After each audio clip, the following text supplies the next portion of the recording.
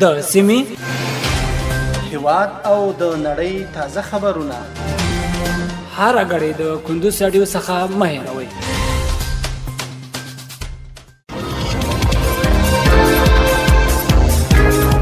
د کندوز رادیو اوریدونکو په سلامونه او نیکی هیلو مو هر کله کوم. نن یک شنبه د 1402 کال د دلوي یا د سلواغي لومړی نیټه چې د 2023 کال د جنوري ل 21 سره سمون خوري. روانه خبري غړي ز عبدالجلیل احساس وړاندې کوم. په پیل کې هم د سو مهمو خبرونو سره ټکی. د هرات ل 200 الفاروق قلی اردو څخه سباندي 800 ساتيري فارغ شول. د هلمند په ښوونیز او روزنیز مرکز کې یو شمېر کسانو د کمپیوټر زده کړې ترلاسه کړې. په لغمان کې د 4 کیلومتر سړک د رغولو چارې پیل شوې او وروستۍ خبر دا چې ویتنام شاوخوا سلطنه د تروریستي جرمونو په تور محاکمه کړل. اوس هم بشپړ خبرونه.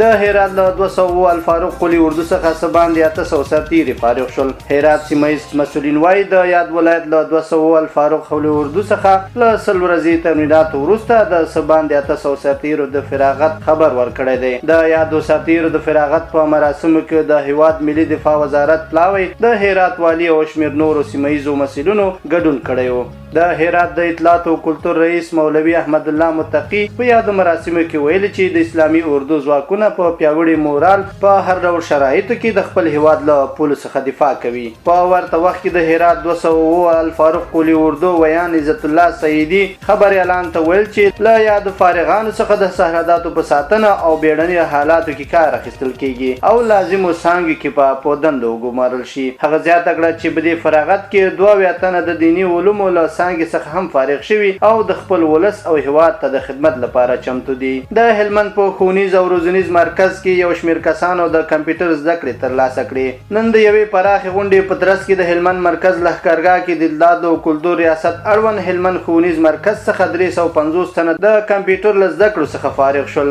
د هلمند د اطلاعات او کلتور ریاست له لوري په خپاره شوي معلوماتو کې راغلي چې پرون شنبه د دغه ریاست اړوند ښوونیز او روزنیز مرکز څخه شاوخوا 350 تنه د کمپیوټر د زده کړې ترلاسه کولو وروسته فارغ شوي دي. د اطلاعات او کلتور سرپرست وزیر بیا په دولتي او اړتیاو وړ ځایونو کې دغه ځوانانو پر ګمارل کېدو ټینګار کړی. ویلي دي چې له روزل شوي کسانو څخه باید د هیواد د جوړونې په برخه کې ګټه پورته شي. ملا خیر الله خیرخوا له ځوانانو څخه غوښتي چې خپله انرژي د هیواد په جوړونه کې مصرف کړي او ډاډ ورکړي چې دغه ځوانان به بې له دندې پاتې نشي. د یادونې وړ ده چې د اطلاعات او کلتور سرپرست وزیر پرون شنبه هلمند ته د خپل سفر په ترڅ کې د دې ولایت له یو شمېر نورو ځوانانو سره هم کتلي او د هغوی اړخیزې ستونزې او غوښتنې اورېدلې دي. په لغمان کې د 4 کیلومتر سړک د رغولو چارې پیل شوې. د لغمان ځایي مسولین د یاد ولایت په قرغیو ولسوالۍ کې د قومونو په مرسته د 4 کیلومتر سړک د رغولو چارې د پیل کېدو خبر ورکړی دی.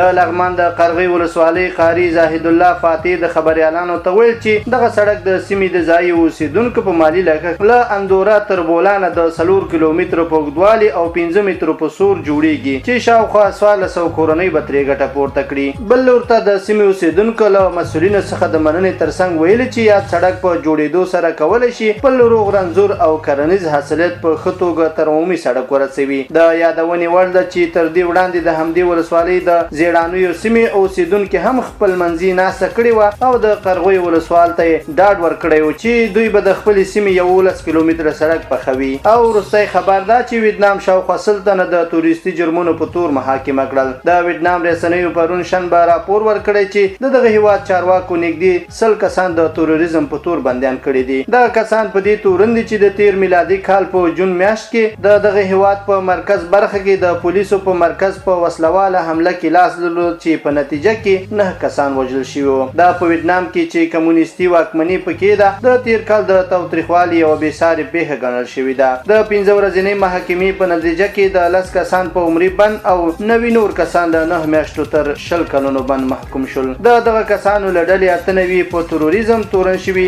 یو تن جنایتکارانو ته د پناه په ورکولو او بل غیر قانوني کډوالو ته د سهولت په برابرولو تورن شوي دي. دا د دې مهال خبرونه تر بیا وختونه لوی الله مو ملشه.